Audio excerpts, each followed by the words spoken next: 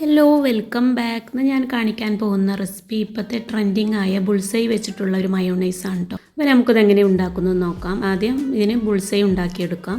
അപ്പോൾ അതിനായിട്ട് ഞാനൊരു പാനിലേക്ക് റിഫൈൻഡ് ഓയിലാണ് കേട്ടോ ഒഴിച്ച് കൊടുത്തിട്ടുള്ളത്. വെളിച്ചെണ്ണ ഒഴിച്ച് കൊടുക്കരുത്. റിഫൈൻഡ് ഓയിലോ അതല്ലെങ്കിൽ ഒലിവ് ഓയിലോ ആണ് ഒഴിച്ച് കൊടുക്കേണ്ടത്. ഇതിലോട്ട് മുട്ട പൊട്ടിച്ചൊഴിച്ച് കൊടുക്കാം. അപ്പോൾ ബുൾസൈ ഒക്കെ എല്ലാവർക്കും ഉണ്ടാക്കുന്ന അറിയാമല്ലോ, അപ്പോൾ ഞാൻ ഡീറ്റെയിൽ ആയിട്ടൊന്നും പറയുന്നില്ല. അപ്പോൾ ഇനി ഇത് അധികം കുക്കാവരുത് കേട്ടോ.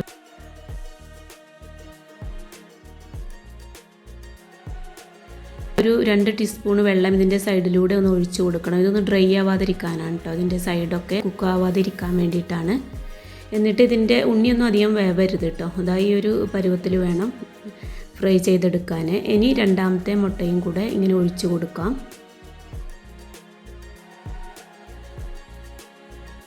ഇതിൻ്റെ സൈഡിലൂടെ 2 ടീസ്പൂൺ വെള്ളം ഒഴിച്ചു കൊടുക്കും.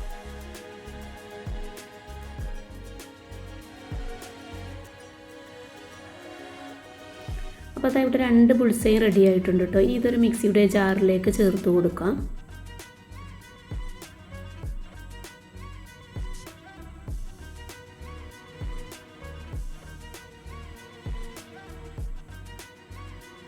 ഇതിലേക്ക് ഒരു വെളുത്തുള്ളി അല്ലിയാണ് കേട്ടോ ചേർത്ത് കൊടുക്കുന്നത്. വലുതായത് കാരണം ഞാൻ ഒന്നാണ് എടുത്തിട്ടുള്ളത്. ഇതൊന്ന് കട്ട് ചെയ്ത് ചേർത്ത് കൊടുക്കാം. അപ്പോൾ ചെറുതാണെങ്കിൽ 2-3 എണ്ണം എടുക്കാം കേട്ടോ. അത് അതിൻ്റെ ടേസ്റ്റിനനുസരിച്ച് നിങ്ങൾ എടുത്താൽ മതി. ഇതിലേക്ക് ഒരല്പം വെള്ളം കൂടെ ഒഴിച്ചു കൊടുത്ത് ഒരല്പം ഉപ്പും ചേർത്ത് കൊടുത്തിട്ടുണ്ട്. എന്നിട്ട് ഇതൊന്ന് അടിച്ചെടുത്തതാണ്. ഇതിലേക്ക് ഒഴിച്ചു കൊടുക്കുന്നത് റിഫൈൻഡ് ഓയിലാണ് കേട്ടോ. അപ്പോൾ ഒരു 1/4 കപ്പ് എടുത്തിട്ടുണ്ട്. അതിൻ്റെ ഒരു പകുതിയാണ് ഒഴിച്ചു കൊടുത്തിട്ടുള്ളത്. എന്നിട്ട് ഇത് അടിച്ചെടുത്തതിന് ശേഷം വീണ്ടും ഒഴിച്ചു കൊടുത്താൽ മതി. ഇനി ഇതിലേക്ക് ഒഴിച്ചു കൊടുക്കുന്നത് വിനീഗറാണ് കേട്ടോ. 2 ടീസ്പൂണാണ് ഒഴിച്ചു കൊടുത്തിട്ടുള്ളത്. പിന്നെ ഇതിനു പകരം ചെറുനാരങ്ങയുടെ നീരാണെങ്കിലും ഒഴിച്ചു കൊടുക്കാം. എന്നിട്ട് ഇനി ഒന്നും കൂടെ ഇത് അടിച്ചെടുക്കണം.